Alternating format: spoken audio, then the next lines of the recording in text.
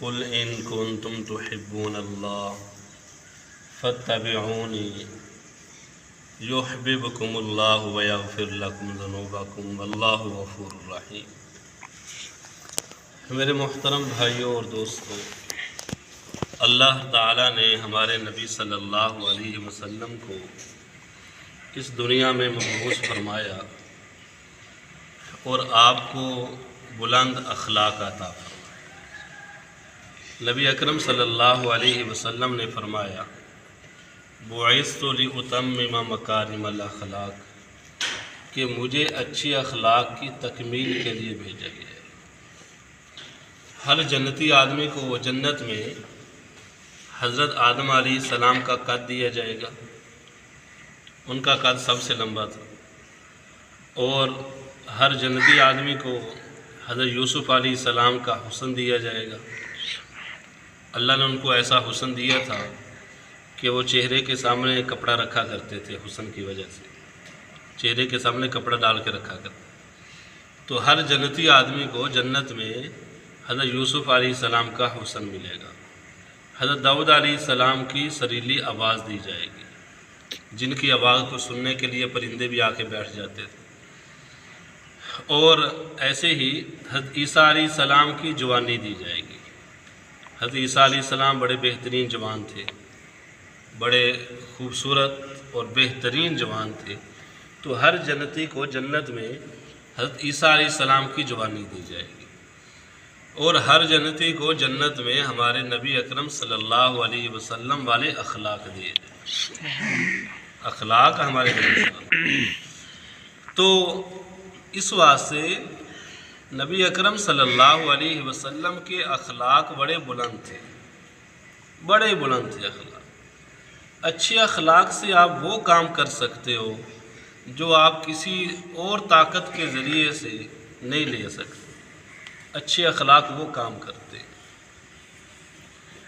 یہ پاکستان بننے سے غالباً پہلے کی بات ہے، واقع ہے۔ مولانا الیاس رحمۃ اللہ علیہ ایک بہت بڑے عالم ہوتے تھے۔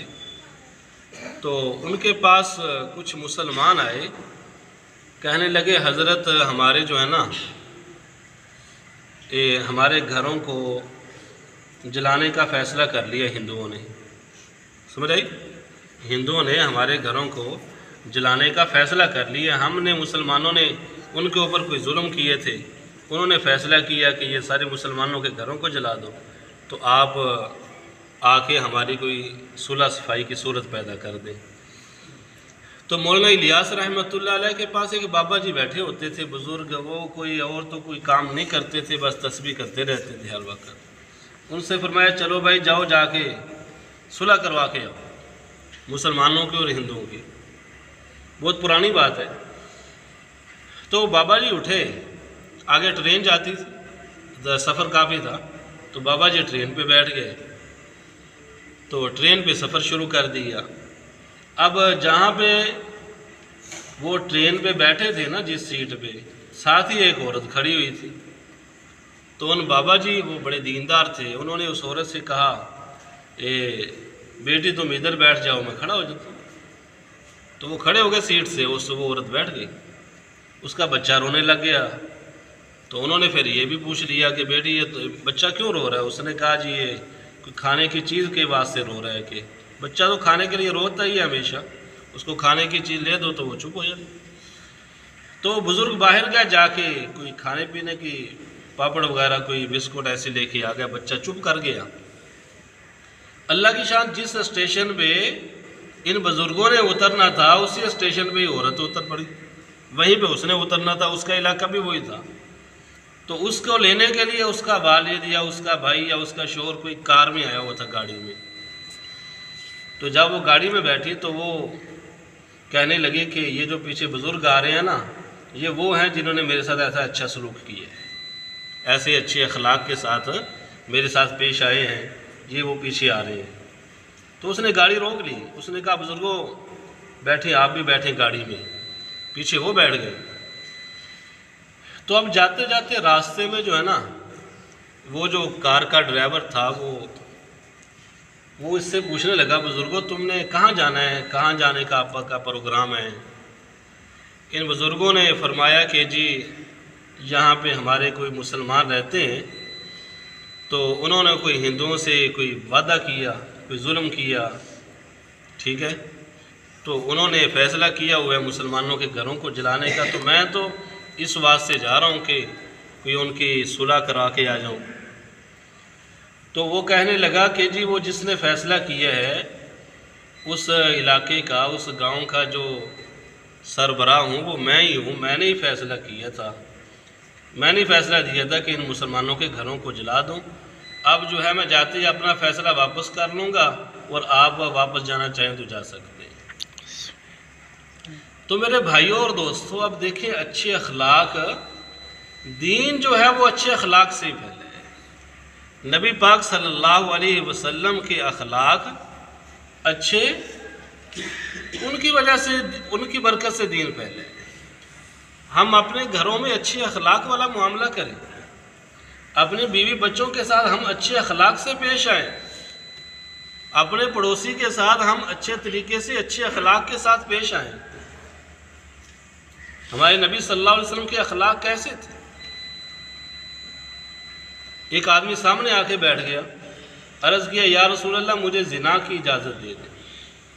آپ سوچیں تو صحیح کتنی بڑی گستاخی، کتنی بڑی بے ادبی کہ زنا کی اجازت، اور وہ بھی نبی صلی اللہ علیہ وسلم کے پاس آ کے مانگ رہے ہیں۔ نبی اکرم صلی اللہ علیہ وسلم کے اخلاق پر قربان جائیں، اللہ نے آپ کو ایسے اچھے اور ایسے بلند اخلاق عطا فرمائے تھے، نہ مارا، نہ ڈانٹا، نہ ڈپٹا، نہ کچھ اور، کچھ بھی نہیں کہا، بلکہ اس کو سمجھایا، پاس بٹھایا، اس کو سمجھایا کہ اگر یہ والا کام کوئی تمہاری والدہ سے کرے، ماں سے کرے تو تم برداشت کر لو گے؟ اس نے کہا جو میں تو کبھی برداشت نہیں کر سکتا۔ آپ نے فرمایا دوسری عورتیں بھی کسی کی ماں ہیں۔ پھر آپ نے فرمایا اچھا کوئی تمہاری بیٹی کے ساتھ یا بہن کے ساتھ ایسی حرکت کرے تو تم برداشت کرتے ہو؟ اس نے کہا جی میں تو برداشت نہیں کر سکتا۔ آپ نے فرمایا دوسری عورتیں بھی کسی کی ماں اور بیٹی ہیں، بہن ہیں کسی۔ اس طرح آپ اس کو سمجھاتے رہے، اور اس کے بعد آپ نے دعا فرمائی اس کے سینے پہ ہاتھ رکھ کے، اے اللہ اس کے سینے کو پاک اور صاف فرما۔ لکھا ہے کتابوں میں اس دن کے بعد اس کو زنا سے اتنی نفرت ہو گئی تھی کہ اس نے اللہ کی بارگاہ میں پکی اور سچی توبہ کر کے اللہ کا ولی بن گیا۔ اب دیکھیں ہمارے نبی صلی اللہ علیہ وسلم کے اخلاق ہے۔ ایک آدمی مسجد میں آیا، مسجد میں آ کے اس نے پیشاب کرنا شروع کر دی مسجد میں۔ صحابہ کرام لوگ اس کو روکنے کے لیے دوڑے، نبی اکرم صلی اللہ علیہ وسلم نے فرمایا اس کو چھوڑ دو، اس کو پیشاب روکنے کی تکلیف ہوگی، اب تم اس کو مارو گے، ڈانٹو گے، اس کو پیشاب روکنے کی تکلیف ہوگی بیچارے کو، اب کرنے لگ گیا تو کر لینے دو۔ جب وہ پیشاب کر کے فارغ ہو گیا، قربان جائیں ہمارے نبی صلی اللہ علیہ وسلم کے اخلاق پر۔ اللہ تعالی ہمیں بھی کوئی تھوڑا بہت حصہ نصیب فرما دے آپ کے اخلاق کا، کہ ہم بھی سمجھتے ہیں ہم اپنے نبی صلی اللہ علیہ وسلم کے امتی ہیں، باقی امتی ہیں، اور بڑی بات ہے امتی ہونا، لیکن ان والے اخلاق ہمارے اندر نہیں ہیں۔ آج ہمارے اندر ان والے اخلاق نہیں ہیں۔ تو نبی اکرم صلی اللہ علیہ وسلم نے اس کو اپنے پاس بلایا اور بٹھا کے فرمایا کہ بھائی یہ جو مسجدیں ہوتی ہیں نا، یہ نماز کے لیے، اللہ کے ذکر کے لیے، قرآن پاک کی تلاوت کے لیے بنائی جاتی ہیں، یہ مسجدیں اس کام کے لیے نہیں ہوتی۔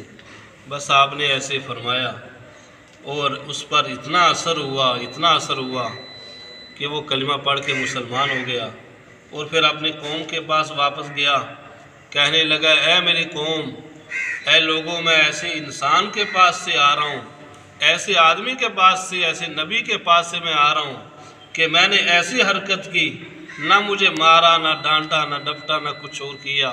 اے میری قوم، تم سب کے سب مسلمان ہو جاؤ، اسلام میں داخل ہو جاؤ۔ اپنی ساری کی ساری قوم کو اس نے اسلام میں داخل کیا۔ تو میرے بھائیوں اور دوستوں، اس واسطے اسلام ہمارے اندر آ جائے اور آگے ہمارے گھروں میں اس کے لیے ہمیں اچھے اخلاق کے ساتھ پیش آنا ہوگا۔ اللہ تعالی ہم سب کو عمل کی توفیق